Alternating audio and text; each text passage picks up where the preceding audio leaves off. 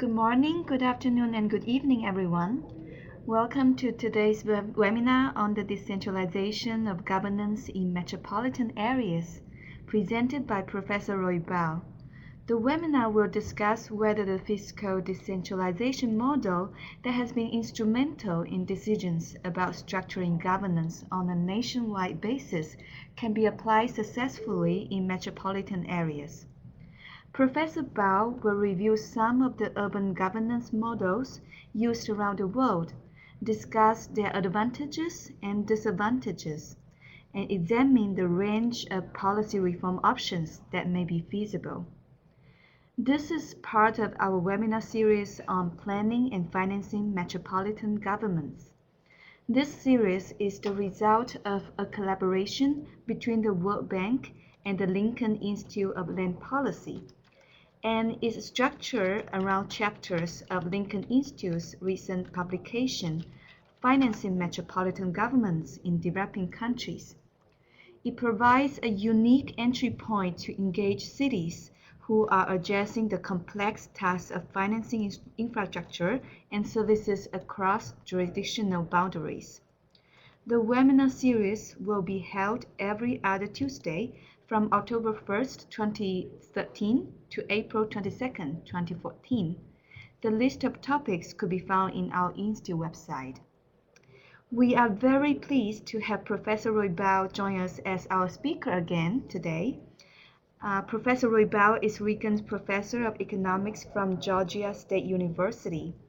Bahl has consulted on fiscal matters with governments in developing and transition economies all over the world, as well as with the International Monetary Fund, the Asian Development Bank, the U.S. Agency for International Development, the United Nations, and the World Bank.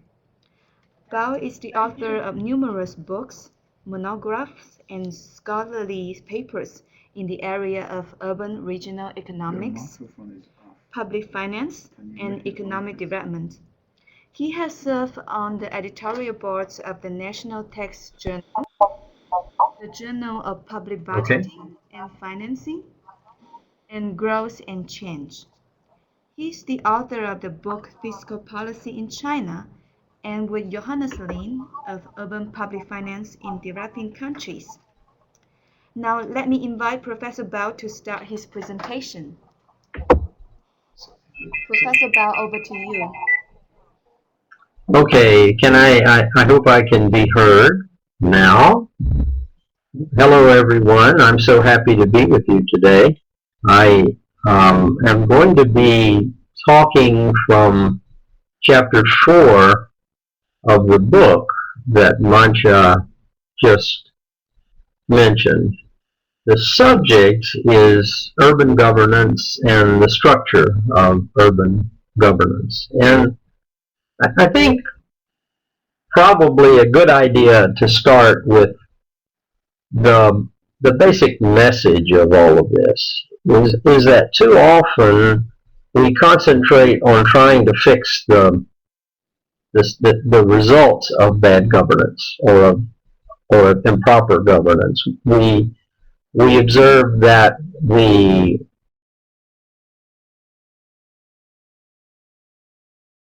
revenue is too low, and we attempt to fix the transfer system or the tax system or the user charges. Or sometimes we try to fix the expenditure assignment because we are dissatisfied with the delivery of services. But it may well be that the underlying problem is the structure of governance. And until we fix the structure of governance, we will continue to return to those basic results of the problem. So that's kind of what the bottom line is of all of this discussion today. So we're going to talk about 4 things. First, I'd like to talk to you about at least my take on why this is such a big issue around the world. And then I'm going to focus on lower income countries, though we'll pull examples from the industrial countries as well. Second, I wonder if we might not visit the question of whether there's a theory, a kind of a framework that could help us begin to think about this question of the right kind of governance. Third, what actually goes on now in low-income countries around the world? Is there a way that we can just kind of classify how large metropolitan areas have chosen to organize their governance to deliver and provide services? And finally, what do we do about reform in this area? We've all worked on financing side reforms for infrastructure and for services, and a lot of us have worked on questions of expenditure assignments. But reforming government structure is one that isn't done all that often. And so if we decided to take on the issue of reforming the structure of governance, how might we go about it in terms of the constraints to recognize and the processes that we might follow? So basically, those are the four things that I thought we would talk about today. And let's begin with the question of just the basic background question of metropolitan areas being really different animals. We don't have a uniform definition of metropolitan areas. We think of large agglomerations, and countries will define metropolitan area differently.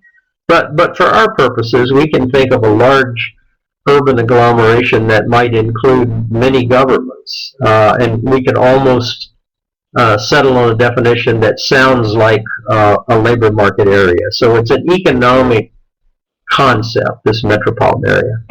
And the point is that they're just plain different. One thing about them that we have to concentrate on is not just satisfying the local population in terms of the delivery of adequate services, but we've got to concentrate on the ability of that fiscal system to provide the services necessary to accommodate growth. I mean, what these metropolitan areas are about is capturing the agglomeration economies that are available simply because of their size and because of all of the different factors of production and quality of people that they bring together. And so when you start thinking about what it is that local governments or that central governments have to do in urban areas, especially in a world with rapid urbanization, you have a pretty long list. We have to find a way to absorb labor that comes with urbanization, which means that we have to provide adequate services, which are costly, the proper training, which the business sector is going to require, adequate housing for large numbers of people, and so on. So first of all, there is a question of just how do you deal with this influx of people in order to capture the agglomeration effects. Another issue is transportation networks. We've learned that transportation and communication networks are absolutely essential to capturing the agglomeration effects. Yet, the metropolitan areas in many countries haven't done a very great job with this. In some cases, the provision of even the same services is fragmented. Bus services may be offered, mass transit services may be offered by different governments within the same metropolitan area, but with relatively little coordination. In other places, you might have metropolitan services, for example, a subway or bus services or road services, but all may be offered by different local governments, and these modes may not be coordinated. Then there are the questions of the big externalities and how they're going to be dealt with: pollution, congestion, slums, security, and so on. And finally, amenities. If one wants to attract a high-quality labor force, one is thinking about the sorts of amenities to provide: hospitals, parks, security, and other public services. So there's a lot to think about in terms of the role of the local public sector in dealing with these agglomeration benefits and the agglomeration costs. And then the other big issue that we think about is economic dominance. We don't have really great numbers. What share of GDP is accounted for by metropolitan areas. Some people argue half or more. The problem is that the GDP measures don't give us exactly what we want, but mostly what we can say is that a large share of the national income of the country is a function of the metropolitan economy. So the economic dominance is terribly important. We don't talk as much about the political importance as we should. You know, urbanization, half the world living in urbanized areas, headed toward two-thirds of the world living in urbanized areas. All of this changes the composition of representation in parliaments and in congresses, and urban areas become increasingly important versus the rural areas. And so they're going to have to be reckoned with in a different way. Opposition mayors become a political force. I'll bet most of you have an example of that. And then there's much more. There's the whole laissez-faire approach. You know, that local governments arguing that somehow we've gotten short shrift. We have a great deal of resources, but we don't have a great deal of service. I read something pretty interesting from a not terribly recent book, but something that I like. Let me share it with you. It's written by a scholar in India whose work I like a lot, along with some colleagues, P.K. Mohanty. And P.K. observes in this volume that the larger municipal corporations in India seem to be doing okay if you just look at their income statements in terms of the balance between revenues and expenditures. But if you compare it with the level of services that they ought to be delivering in a normative way, they fall terribly short. And he concludes this apparent contradiction of sound fiscal health and high levels of underspending is due to statutory obligations, whereby urban local bodies are generally bound to restrict their expenditures to the resources available and don't have borrowing power. And the point there is that there's a lot of hope, because it says that we could address the problem by dealing with the institutions. And finally, there's this question about whether metropolitan areas ought to be treated in an asymmetric way. That is, these guys aren't all the same, these local governments. They're quite different. And sooner or later, in the low-income countries, central governments are going to have to find a way to make provision for a differential treatment of the metropolitan areas. I just point out, for example, since we were talking about India, that there was a constitutional amendment to deal with the difference between rural and other local bodies and urban and other local bodies. Something like that needs to be done for the metropolitan governments. Here's a start. China has provincial cities for the four largest. They're, in effect, metropolitan governments. South Africa has classified their cities, and one of the classes is metropolitan government. And these kinds of places have differential powers, fiscal powers. National capital districts are sort of a move in that direction, but not as much as they should be. But still, in too many countries, there's no difference between the large metro government and the other local governments.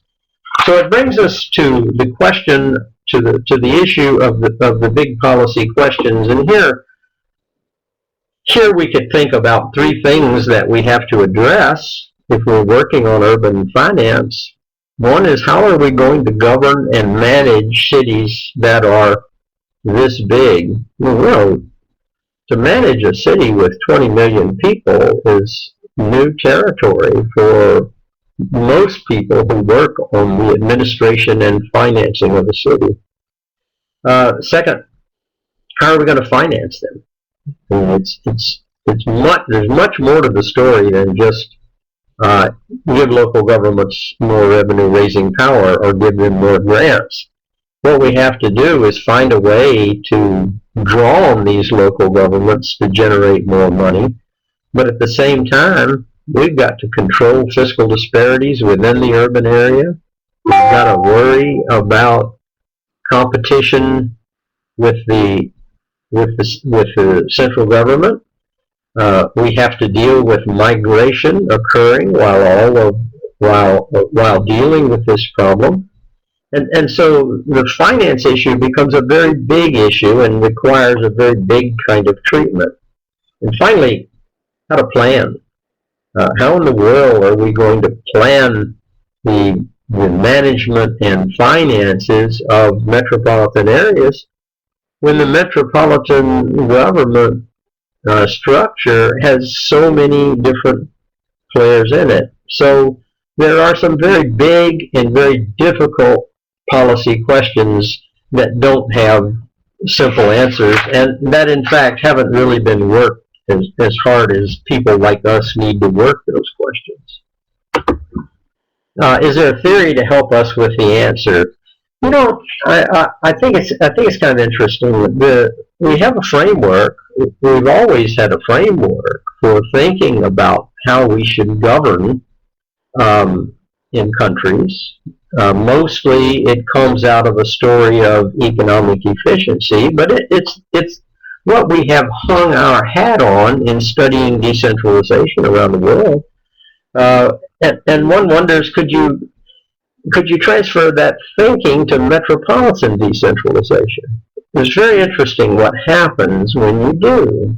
So for example, if you were the working on the fiscal decentralization story in a low-income country, you might argue that the efficiency trade-offs, that preferences would drive us toward decentralizing some more expenditure and revenue-raising powers. That externalities and economies of scale would probably drive us toward clawing some of that back to a central or maybe to a regional level. And so these efficiency trade-offs that we studied usually led to a story that more decentralization was necessary.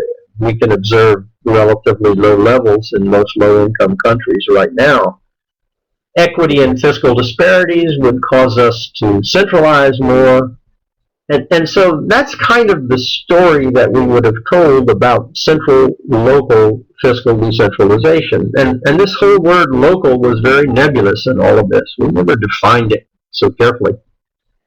But now let's think about decentralization at the metropolitan area level. How do we feel about it if we think only about the metro region and we ask the decentralization question? The preferences would drive us toward a much stronger local government. Externalities and economies of scale would drive us toward something more like a metropolitan government.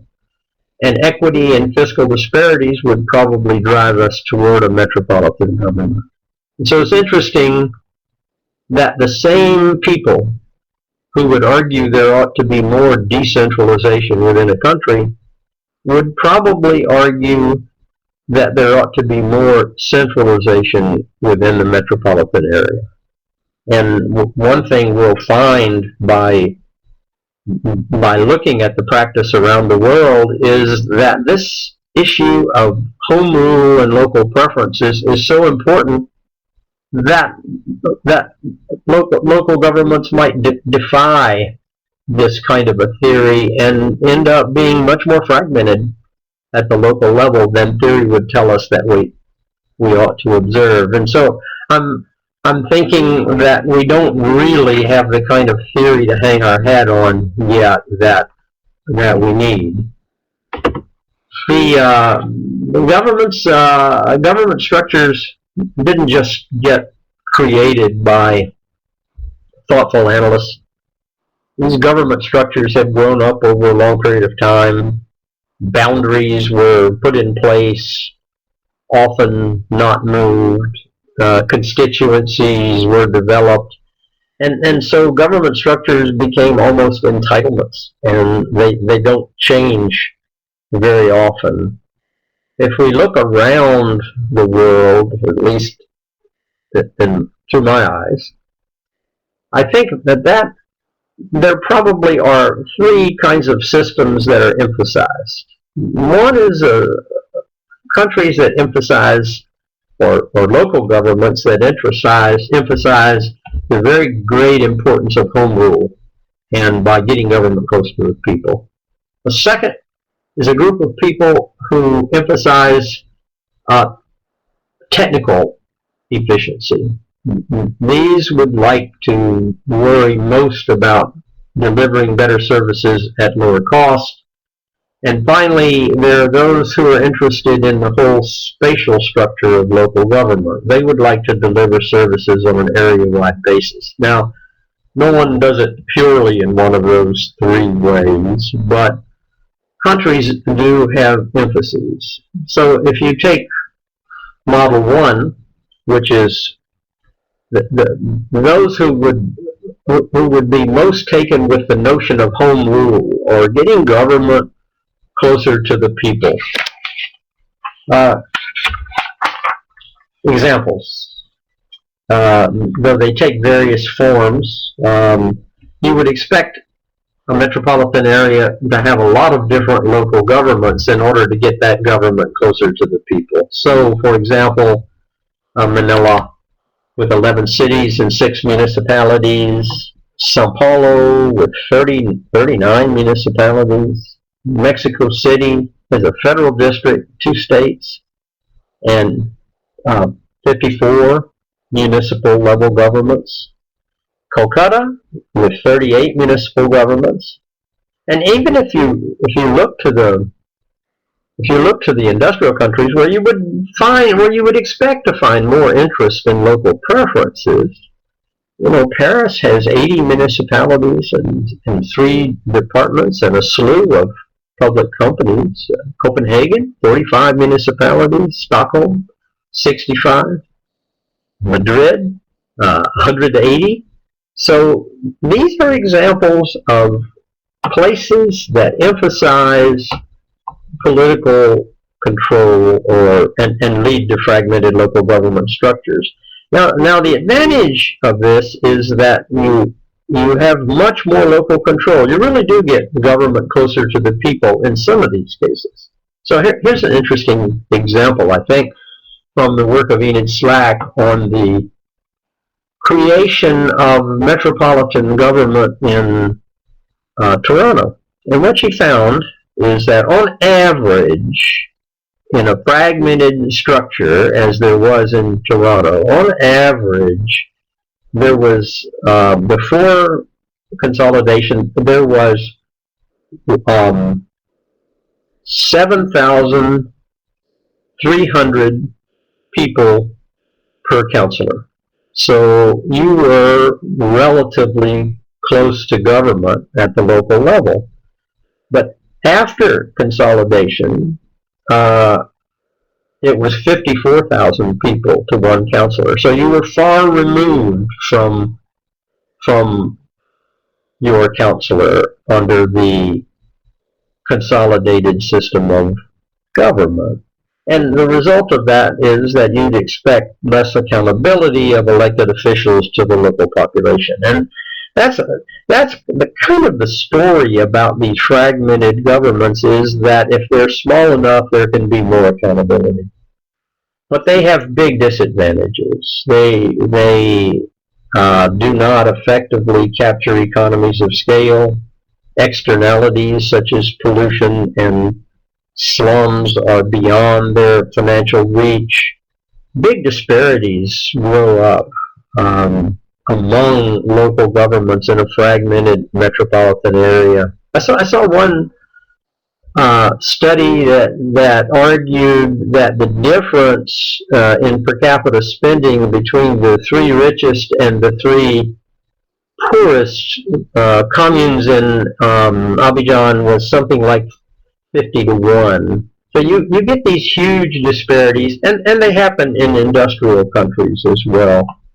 There is very great difficulty in the coordination of services when you leave it to the local level, and there are limited finance options. If you have a fragmented local area, you pretty much are going to have to live with the property tax and user charges and various land use levies. But regional sales taxes or regional income taxes aren't going to be possible because factors are too mobile.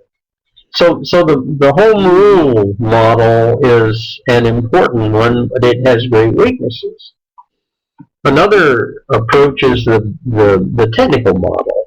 No, this is the one where we don't believe local governments really can do the job efficiently, so we create public companies. And lots of countries have moved to this model of creating public companies. Most do. Question is really the extent to which they do. Bogota created a regional transit system that's worked very effectively. Mumbai, with the parastatals, providing many infrastructure-related services. Bangkok provides nearly all of its infrastructure services through state enterprises. And Eastern Europe with public companies. So there's a lot of practice of heavy use of special districts or public companies. Great advantages. Scale economies can be captured. Spillovers can be limited. There ought to be equity in the provision of services across the different local areas because you have one public company providing the service, and it ought to be able to provide the same services throughout. Better coordination. If all transit lived within a metropolitan transit company, then you wouldn't have to worry about this problem with coordinating the modes of transit. Technical skills. You probably, if you get outside the civil service system, you can provide a better quality of public servant and pay them more. The chances of landing a dedicated revenue stream or an adequate level of user charges are much greater than if you're financing the same infrastructure within the local government budget. And finally, the possibilities for debt finance are greater. Now, the disadvantages, though, one that you would immediately grab onto is that you have far less local control. These public companies are not governed by people who are elected by the local population. You may get a more efficient level of services, but it may not be the services that the local government or even the local government leadership wants. And there may be interjurisdictional conflicts. All infrastructure services, for example, are not provided by local governments or even locally functioning public companies. They may be provided by higher level government, in which case you may have interjurisdictional arguments about the provision of infrastructure service. Example, South Africa. And finally, there's the third model, which is the model that emphasizes spatial efficiency.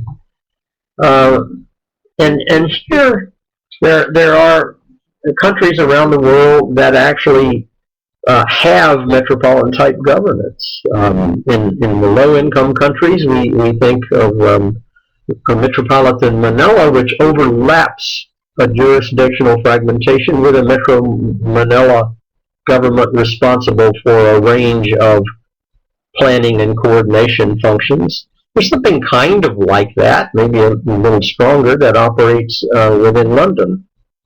Cape Town, Johannesburg, the South African metros actually are metropolitan local governments that govern area-wide. The Chinese provincial cities, the four largest cities in China, Beijing, Shanghai, Tianjin, and Chongqing, all operate as metropolitan governments. And so it does exist. Advantages? Well, you could coordinate service provision over the entire area, and it ought to be more efficient. You could eliminate fiscal disparities because you would eliminate those local boundaries within the metropolitan area. You would have factors of production being less mobile within the metropolitan area than you would under a fragmented system, and so it would open the door for a range of different kinds of fiscal instruments to raise revenue. And you'd probably strengthen the political clout of the metropolitan government in the National Congress. The disadvantage? Just what we talked about a moment ago. You lose local control with a metropolitan government. And so you not only lose local control, you lose a lot of political positions. If you combine 50 local governments into one metropolitan government, there are going to be 49 unhappy former mayors somewhere. And so the loss of local control has all kinds of implications. And even metropolitan governments, when they get broad, when they serve on an area-wide basis, even there, the boundaries get outgrown. And you can give examples from countries around the world where one metropolitan area grows into another over time, and you're back to that whole set of problems about coordination. So as we start to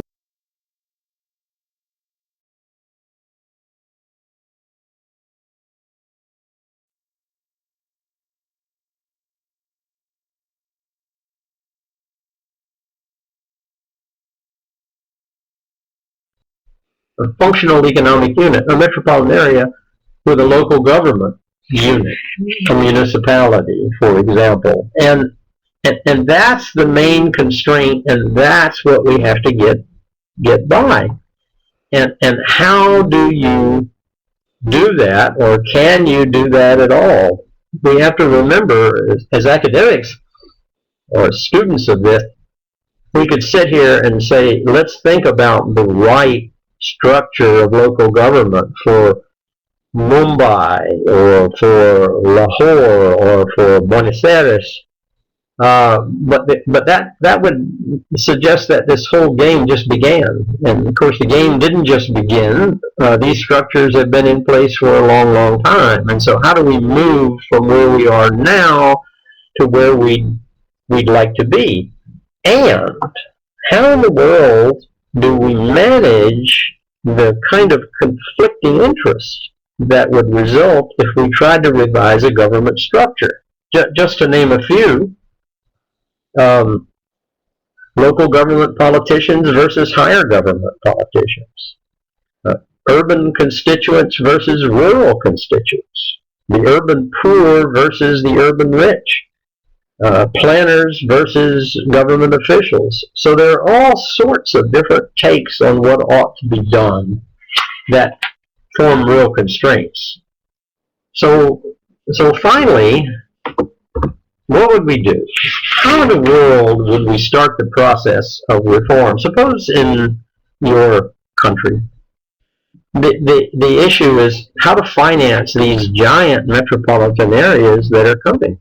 And one of the issues that's raised is how to finance them and open the door not just for straight up fiscal reforms, but also open the door for underlying government reforms. And so how would you carry out something like that? How would you begin to develop a plan, a fiscal plan?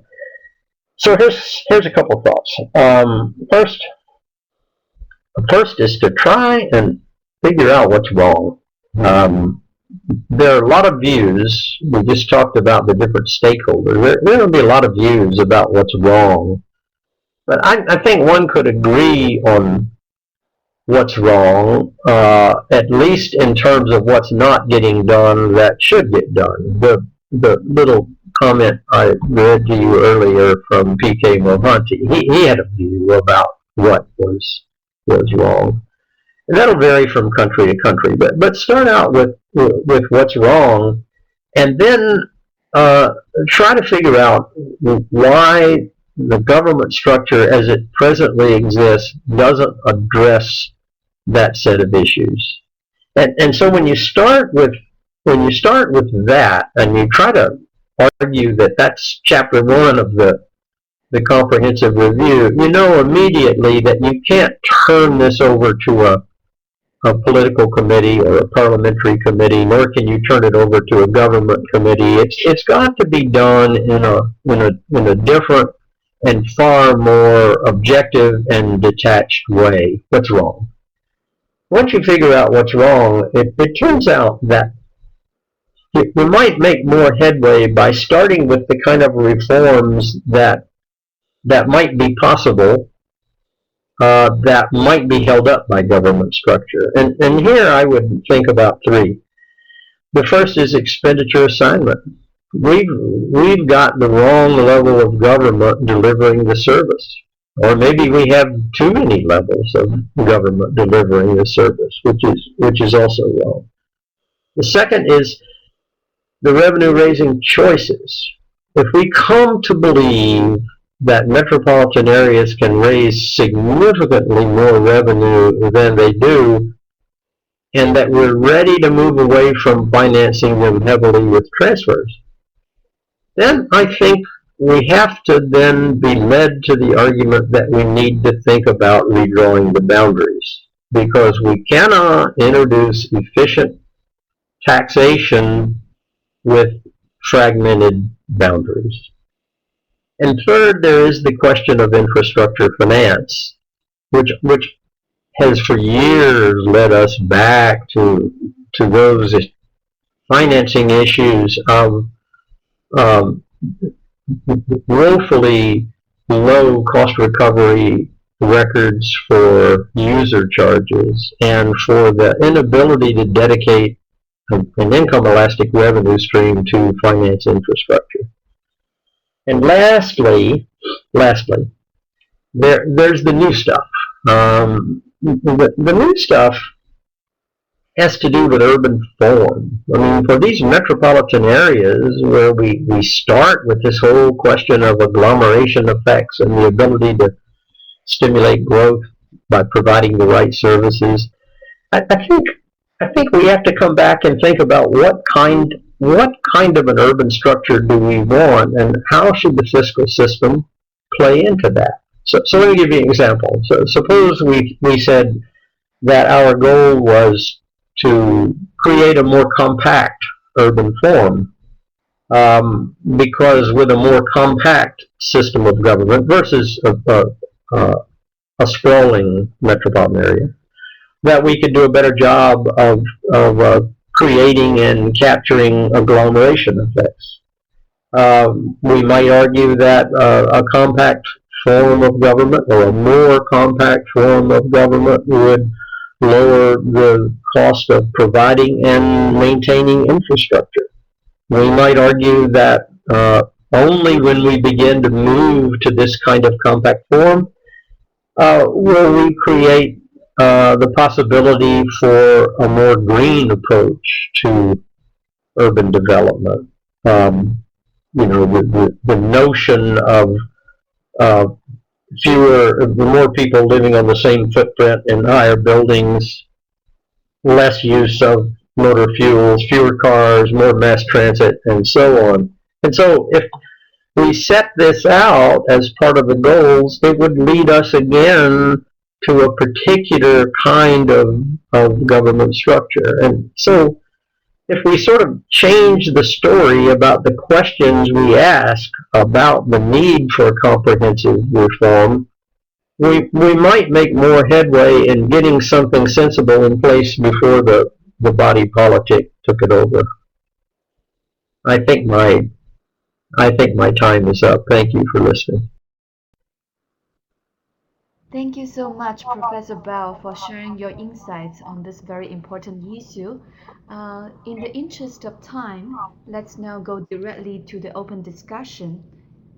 Um, so, dear participants, please type your questions in the chat pod.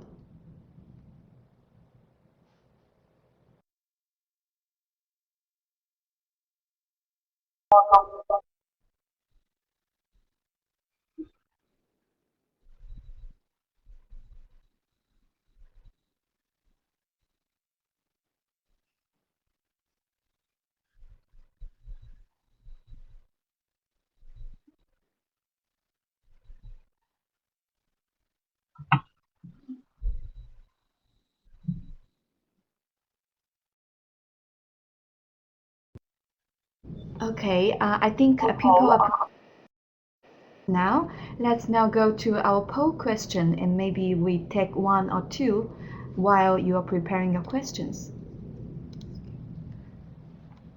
So, Professor Bahl, would you like to read out the question?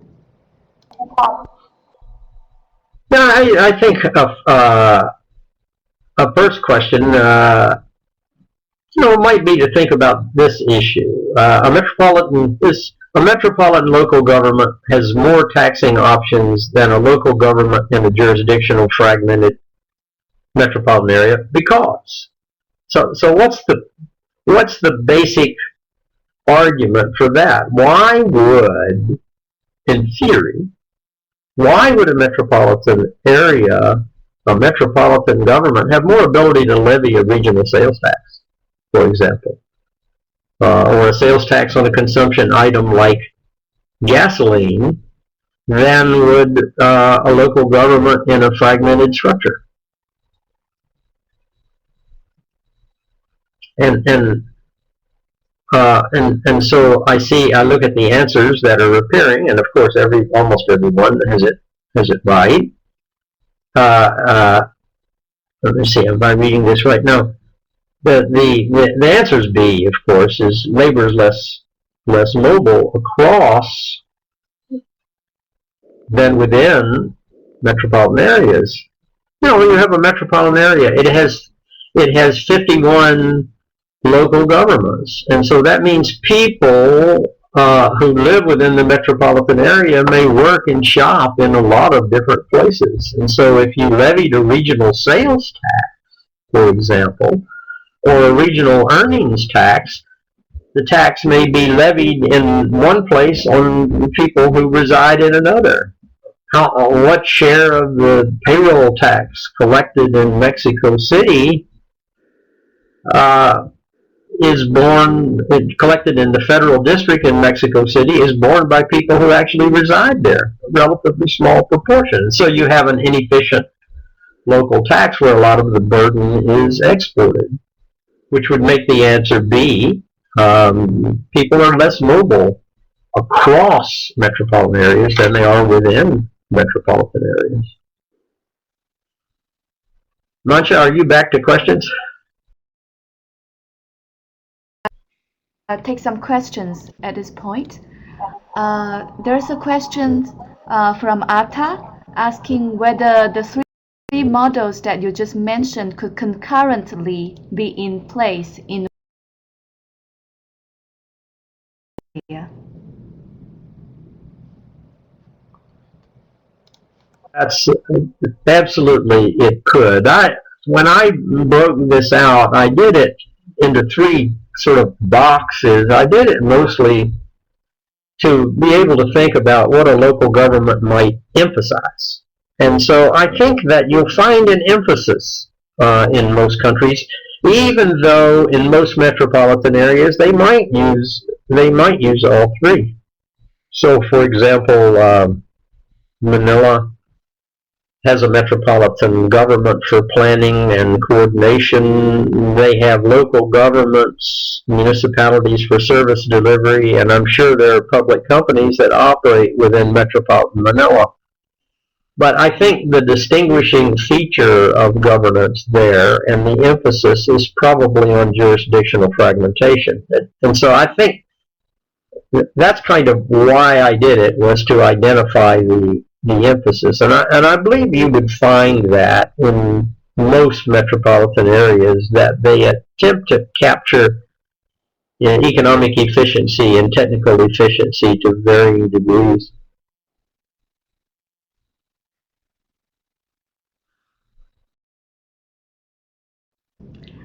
Another question from Chandan. He's asking if you want to cite some of the points you just made, is there a publication that he can refer to for more detail?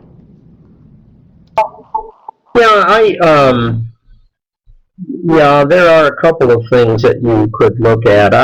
One is is chapter 4 in the book that we've been talking about, the Lincoln book, summarizes which summarizes a lot of what I've said today, and then provides a good bit more detail. So that would be a place to start. And then there's a pretty good bibliography at the back of that chapter.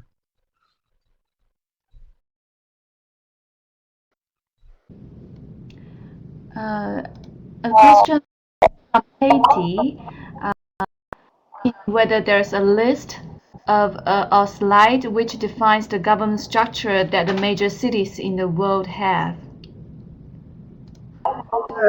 That's something that ought to be done by someone. The hard part of that, of course, is that these things, that the differences between them sometimes are so very subtle that it would be awfully hard to just do a classification. I think you almost have to get your nose down into each one in order to get a sense of what they're emphasizing and how it works. But the short answer is I don't know of anything like that that's useful now. Priscilla asked, what are we missing with getting to where people are paying for more services? It seems it's more often willingness to charge or to pay rather than inability to pay that is the binding factor. Do you agree, and what could cities be doing better? Mm-hmm. That's pretty good. I agree with a lot of that. Willingness to charge or pay. We know that user charges that cost recovery levels are generally quite low. We also know there are inabilities to pay. We know that there are dreadful slums. We know that some of these are simply shelter poverty, but some of them are not. And so there is some inability to pay. I think what I would do is I would begin the process by thinking of the spatial unit. Here you have a metropolitan area, Mumbai. And the question is, do people who live and work and operate businesses in Mumbai, in aggregate, do they pay the marginal cost of the services provided? And so in big metropolitan areas where better services are provided, the cost ought to be higher rather than subsidized by a higher level of government. So my answer would go toward imposing higher taxes at the local level, and then let the local government figure out how it's going to divide the burden. The next question from Shaina, can you have successful decentralization with weak central and local governments? I don't think so. I don't think so.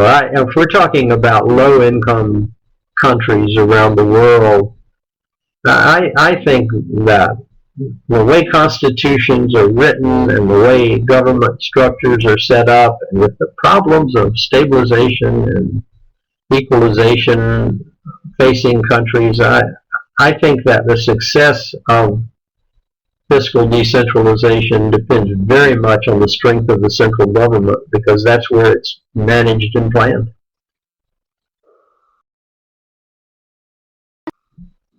Andrea asked what is the title of the book. It's actually on the left hand side of the screen. It's called Financing Metropolitan Governments in Developing Countries by Lincoln Land Institute. Let's go to next question by Matthew. What do you think about councils of governments and other regional coordinating bodies that try to mitigate fragmentation by enforcing coordination on metro-wide areas? For example, major transport infrastructure, water and sewage infrastructure. Can a Congress or Council of Local Governments achieve much of the same as a formally integrated metro government? This is a question from Matt Glasser, isn't it? He knows more about this stuff than I do. I think this, Matt. I think that the record does not show that the coordinating councils have done all that good a job. There are a lot of places that have attempted to use it. Now, sometimes it's simply voluntary or advisory. Sometimes it has a little more teeth in it, but it's hard to put teeth in it when it's one of these councils. So take the examples of Sao Paulo or even Vancouver. It's not so clear to me that it's been all that successful. So it's better than nothing, but not as good as a strongly enforced governance system where local governments pay penalties if they don't coordinate services, or as strong as the notion of reassigning the government responsibilities. A question from Mina about whether there's success in decentralization in Middle East. Well, I know that there's been a lot of work on the question. My impression, there's been a lot of work on this issue in Egypt, and I've participated in some of it. I do not think there has been any measurable success. There have been good ideas, but not a lot of good success with implementation. I think the place that is sort of ripe for decentralization, where it really could happen in an effective way, has been Pakistan. And it has the characteristics of a country that oftentimes is successful with decentralization. But I don't think fiscal decentralization has gone that far yet in Pakistan, particularly hasn't gone very far on the revenue side.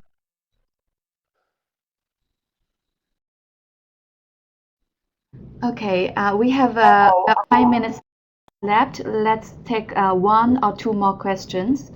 A question from Robin. You mentioned the potential merits of public companies, but would you insist that such companies should not hold both regulatory and development powers? We have a mixed experience with development authorities in South Asia, and the World Bank has gone back and forth on this topic, with the latest being to resist them because of their potential to distort the playing field for private players.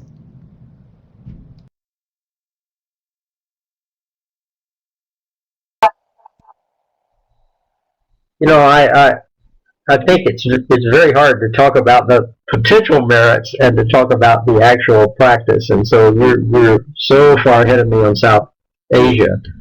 But the potential merits are pretty clear. I mean, if you're willing to give up the local control, if you're willing to give up on the local control, and if you're willing to live with the lack of coordination between different parts of the infrastructure package, then the merits of public companies are significant. I mean, you have a chance to get a much stronger public management.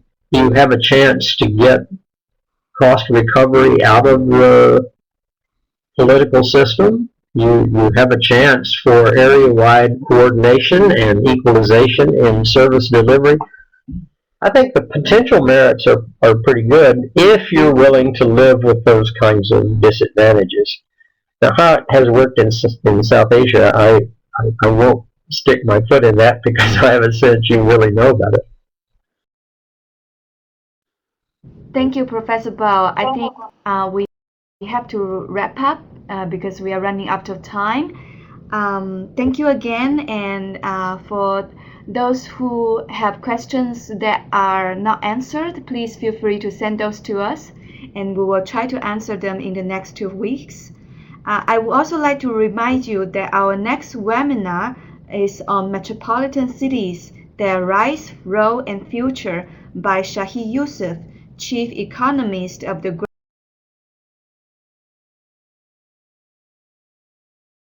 blog from George Washington University. We look forward to seeing all of you again. I would like to again thank Professor Bahl for the excellent presentation, thank everyone for joining us, and thank our support team for making this happen. With that, let me hand over to Professor